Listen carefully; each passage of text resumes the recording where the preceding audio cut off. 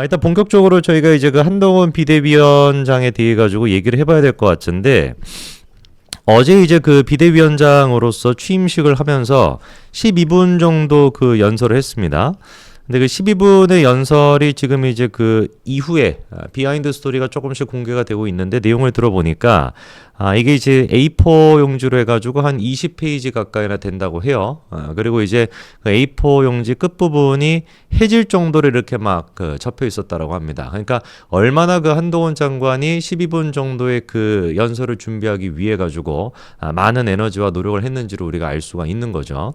그리고 잘 아시는 것처럼 한동훈 장관이 워낙에 이제 이 말을 잘 하시지 않습니까? 그러니까 민주당에 있는 그 잡것들을 상대할 때도 뭐 우리한테 카타르시스를 줄 만큼 그렇게 이제 조목조목 잘 얘기를 하시는 것뿐만 아니라, 특히 저는 개인적으로 한동훈 장관의 이제 그 언변에 대해서 놀라는 게, 기자들 앞에서 얘기할 때 이 기자들 앞에서 어떤 멘트를 하냐가 속된 표현으로 이제 우리가 왁구를 짠다라고 하지 않습니까? 기자들이. 그러니까 어떤 딱 얘기를 해줘야, 기자들이 원하는 어떤 멘트를 딱 해줘야 그 제목을 이제 딱 달고서 내용을 이제 기사를 만들어지게 되는 건데, 희한하리만큼 국민의힘 쪽에 있는 국회의원들이 그걸 못합니다.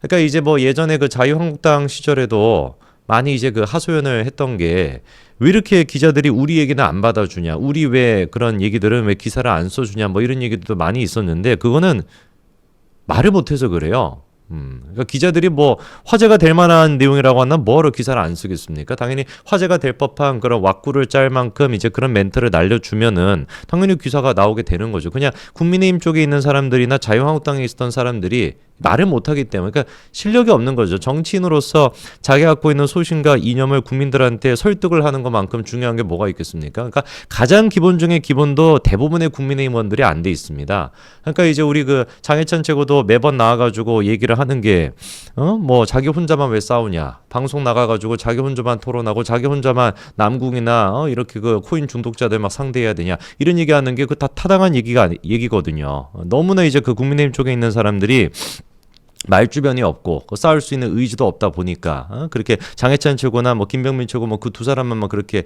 했던 거 아니겠습니까? 근데 한동훈 장관 같은 경우는 그게 아니라는 거죠. 기자들 앞에서 얘기를 할 때도 정확하게 어떤 내가 워딩을 써야, 어떤 식의 표현을 써야 기자들이 이거를 가지고 기사 제목을 딱 만들고 기사를 낼지를 정확하게 알고 있습니다. 그렇기 때문에 한동훈 장관의 모든 얘기들이 사실은 다 기사화가 되잖아요. 원래 이제 그 국민의힘 쪽에서 그런 역할이라고 할까요? 그거를 이제 조금 잘했던 사람이 개준숙이죠. 개준숙이가 그거를 좀 잘했었어요. 그거는 이제 뭐 우리가 인정은 할 수 있죠. 그 말재간이 뛰어나긴 했었으니까. 그래서 이제 그 개준숙이 같은 경우는 요 멘트, 요런 어떤 자극적인 멘트를 써줘야, 그래야지 이제 기자들이 기사를 쓴다라는 걸 알고 있으니까 그런 것들을 잘했었는데, 완벽하게 이제 한동훈 장관은 그거보다 상위 버전이다 보니까 저는 개인적으로 한동훈 장관의 그 언변술이라고 할까, 그걸 이제 굉장히 높게 보고 지난 어떤 12분 동안의 그 연설문을 통해서도 우리가 그거를 확인할 수가 있었죠. 그래서 앞으로 이제 우리가 비대위원장 한동훈 체제가 이제 공식적으로 시작이 되게 되면은, 계속해가지고 이 총선 전까지 한동훈 장관의 모든 멘트와 모든 말들이 전부 다 기사화가 될 거라고 봅니다. 그리고 그렇게 기사화가 되는 것 자체가 우리한테는 플러스밖에 안 되겠죠. 뭐 생각을 해보십시오. 뭐 저기 그 찌짜이밍 같은 애들 같은 경우는, 찌짜이밍 맞나요? 그 별명이? 찌짜이밍 같은 애들 같은 경우는 맨날 그냥 뭐 국민들한테 스트레스를 주는 그런 발언들밖에 못하는데, 한동훈 장관은 전혀 그렇지가 않잖아요. 저는 그래서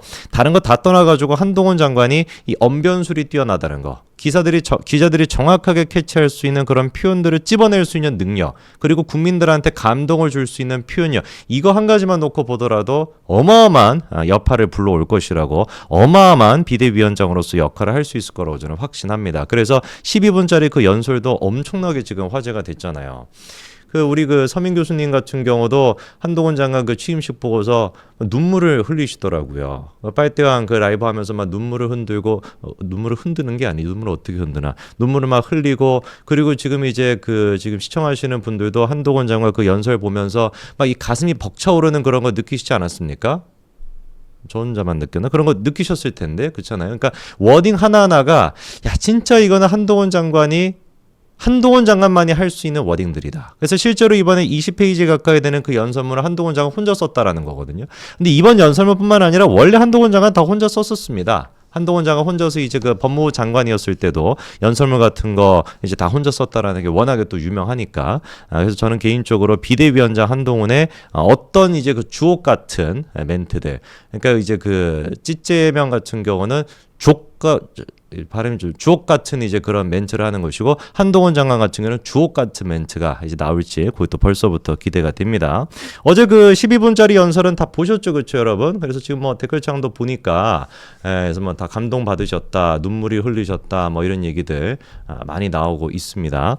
그래서 이제 우리가 조금 더 자세하게 들어가 봐야 되는 게, 비대위원장은 이제 됐으니까요. 생각을 해봐야 되는 게 비대위원이 누가 될 것인지, 그리고 이제 또 공관위원장은 누가 될 것인지, 이런 것들을 또 생각해 봐야 되지 않겠습니까?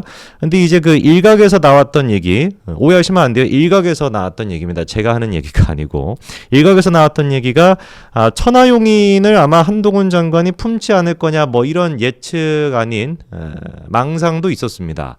특히나 지금 천하용인 같은 경우는 되게 재밌게 흘러가고 있죠. 원래 이제 그 천하용인이라고 하는 용어 자체도 개준수기가 만들지 않았습니까? 자기 이제 내 말이 말이라고 하면서. 그래서 이거 생각해봐도 아무리 좀 그래도 그렇지. 아니 지가 그때 이제 그 뭐였습니까? 그 최고위원 이제 그 선거할 때 자기가 이제 그 뭐 뽑은 4명의 후보다라 그래가지고 천하용인이라는 말을 만들었는데 지금 4명이 뭐라는 거예요? 내 말이 말이라는 거 아닙니까?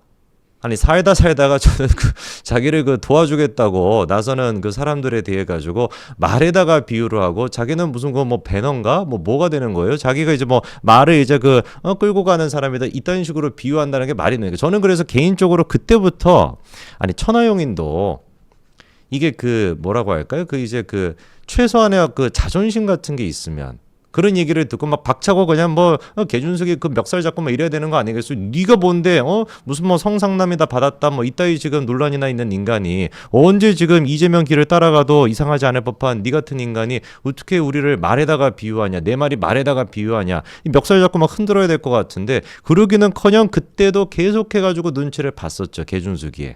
왜냐면은 천하용인 4명 같은 경우도 사실은 뭐 좀 듣보 아닙니까? 그러니까 이게 득보들이다 보니까 뭐 천하용인 중에서 천하용인이 뭐를 상징하는지도 아마 잘 모르시는 분들 계실걸요. 천하용인이 뭘 천하를 뭐 어떻게 한다라는 것인지, 천이 이제 천하람이죠. 하가 이제 뭡니까 허나죠, 그렇죠? 용이 김용태고, 인이 이제 이기인, 이렇게 이제 4명. 나는 다 알고 있네. 저는 다 알아야죠, 그렇죠? 저는 다 4명을 알고 있어야 되는데 지금 아마 시청하시는 분들은 천하용인이 누군지도 잘 모르실걸요. 그럼 이제 득보들이 모여 있는 조합이 이제 천하용인 아니겠습니까? 지들도 이제 득보다 보니까 어쩔 수가 없어가지고 이준석이 이제 다 떨어진 이제 끈이라도 좀 붙잡아야지 그나마 뭐 뉴스가 나오고 하다 보니까 그렇게 이제 붙고 있었던 건데. 근데 이제 사실 지금 같은 경우는 완전히 뭐 이준석이가 나가리가 된 상태잖아요. 그래서 뭐 김용태 같은 경우는 아예 이번에 합류하지 않겠다라고 공식적으로 선언을 했습니다. 그랬더니만 저기 뭐예요? 보수 호소인 장성철인가 뭔가 하는 장성철 아저씨가 이번에 또 페이스북에다가 막 글 써면서 막 또 막 비난하고 있더라고요. 그러니까 이걸 뭐라고 표현해야 될까? 배신자가 배신자 그룹에 있었던 배신자를 배신한다라고 지금 막 비난하는 이런 좀 희한한 지금 꼬라지입니다. 장성철 같은 경우는 아직도 정신 못 차리고 계속해가지고 이준석한테 붙어가지고 뭘 지금 해보겠다라고, 참 정말 뭐 나이도 있으신 분이니까, 뭐 가정도 있으신 분이니까 제가 더 심한 말까지는 안 하겠습니다만, 제발 좀 이렇게 부끄럽게 사시지 말기 바랍니다. 아까 제가 이제 소개시켜 드리고 싶었던 기사가, 우리가 이제 공관위원장도 그렇고, 공관위원장이 이제 공천을 담당하시는 분이다 보니까 굉장히 중요한 분이잖아요. 그래서 공관위원장도 누가 임명이 될지, 비서실장은 일단 임명이 됐으니까요. 그래서 이제 비대위원은 또 누가 들어갈지 요거에 대해서 좀 생각을 해봐야 되는데, 천하용인 같이 좀 젊은 세대의 중심으로 비대위원이 들어가지 않을까라는 생각이 있었는데요. 그게 이제 이준석이가 얘기했던 세대교체론 이런 거 아니겠습니까? 이른바. 근데 그 부분에 대해서 이번에 한동훈 장관이 딱 이렇게 정리를 했습니다. 비대위원은 비정치인 위주로 갈 것이다. 세대교체론 신뢰하지 않는다. 너무 아름답지 않습니까? 그러면서 한동훈 장관이 하는 얘기가 저는 우리 사회에 자기가 땀 흘려 돈 벌고 가족을 보호하고 동료 시민으로서 선의를 가진 분들을 비대위원으로 모셔야 한다고 생각한다. 요게 사실 딱 보수우파의 가장 중요한 가치관 아니겠습니까? 자기가 땀 흘려서 돈 벌고 가족을 보호하고 동료 시민으로서 선의. 이게 그냥 나온 멘트가 아니에요. 왜냐면은 보수파 이념에서 제일 중요한 게 일단 개인의 노력과 개인의 성공이죠. 그렇죠? 내가 열심히 노력해가지고 내가 내 삶을 윤택하게 살아야 된다. 개딸들은 자기 삶이 없잖아요. 개딸들 같은 경우는 일단 직업이 없지. 걔네들은 삶이 없는 게 아니라 직업이 없다 보니까 개딸 자체가 직업이잖아요. 그러니까 맨날 허구한 날 아까 전에 저기 뭐였어요? 운원이었나 뭐 그런 애들이 이제 막 댓글 달고 있는 것처럼 맨날 허구한 날 뭐 유튜브 들어가서 댓글 달고 찌짜이밍 막 따라가가지고 막 찍히고 막 이런 것들이 이제 그 저기 개딸들의 직업 아니겠습니까? 걔네들은 직업이 없으니까. 근데 보수파 같은 경우는 어때요? 직업이 있고 자기 삶이 다 충실하게 살아가시는 거. 그게 이제 우리가 갖고 있는 이른바 이제 그 소명의식이라고 하는 그런 이제 한 가지 그 틀이 되는 것이고요. 그다음에 또 보수파의 중요한 두 번째 가치가 뭡니까? 개인으로 끝나는 것이 아니라 국가로 나아가기 전 단계 가족이라고 하는 거. 이 가족이라고 하는 거에 대해서 끊임없이 여러분 다 아시겠지만 뭐 프랑스 같은 경우는 68년만 막 이래가지고 막 가족을 해체하고 막 그렇게 개인에 대한 것들을 너무 강조하다 보니까 가족도 해체하고 그 저기 누굽니까? 그 사르트르 그다음에 뭐 보부아르 이런 사람들은 계약 결혼하고 막 이러잖아요. 결혼이라고 하는 것이 우리 어떤 개인의 자율성을 막 침해하는 것이다. 막 이래가지고 막 계약 결혼하고 막 이렇게 되는 것인데 보수파 같은 경우는 그렇게 보지 않죠. 가족 내에서 개인의 어떤 진짜 의미가 완성이 되고 그러면서 동시에 사회 공동체적인 의미를 가질 수가 있다라고 하는 게 우리 보수파 갖고 있는 두 번째 또 큰 틀인 거 아니겠습니까?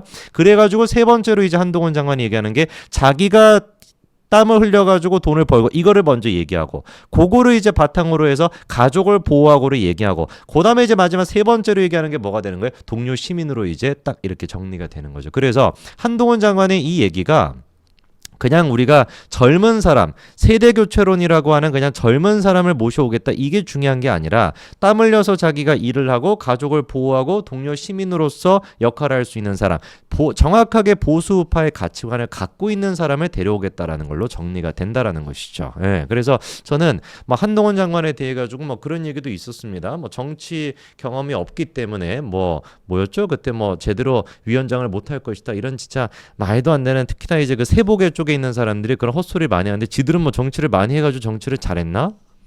웃기는 것들을 생각해보니까 그렇지 않습니까? 아니 뭐 지들은 그렇게 정치를 갖다가 이 뭐 재선하고 삼선하고 사선하고 막 그래가지고 정치를 잘 해왔습니까? 정치 경력이 없는 사람이 제가 보기에는 정치를 더 잘해요. 이준석이야 무슨 뭐 정치 경력이 없어가지고 저렇게 지금 개망나니가 됐냐고요. 무슨 뭐 양산의 그 개버린 문재인이가 정치 경력이 없어가지고 개를 갖다 버리겠냐고요. 그러니까 사람 자체가 제대로 안 된 거잖아요. 그렇기 때문에 한동훈 비대위원장 같은 경우도 제가 보기에는 이미 법무부 장관으로서 자기가 갖고 있는 능력과 인간성 이런 것들을 충분히 보여줬고 그거를 통해서 비대위원장이 됐었을 때 이미 지금 됐지만 비대위원장으로서 역할을 우리가 기대하는 모습을 정확하게 보여주고 있고 그리고 윤석열 대통령 또한 마찬가지로 정치 경험이 있어가지고 저렇게 잘하시는 게 아니라 오히려 정치 경험이 없기 때문에 정치 경험이 없어가지고 보수우파적인 색깔과 그리고 생각을 저렇게 잘 이념으로 또 표현해 주는 거 아니겠습니까? 그래서 저는 한동훈 위원장이 이미 나온 멘트만 보더라도 우리는 절반 이상의 성공을 했다라고 봅니다. 그래서 아마 저뿐만 아니라 많은 분들이 그렇게 생각하실 것 같아요. 3시에 있다가 무슨 뭐 이준석이가 갈비집에서 그렇게 기자회견을 한다라고 하지만 그런 것들은 뭐 전혀 여러분들이 관심 가질 필요도 없습니다. 관심 가질 필요도 없고요. 그냥 뭐 떡갈비나 먹겠지 뭐 하겠습니까? 걔가 할 수 있는 것도 아무것도 없고요. 전혀 뭐 관심 가질 필요도 없습니다.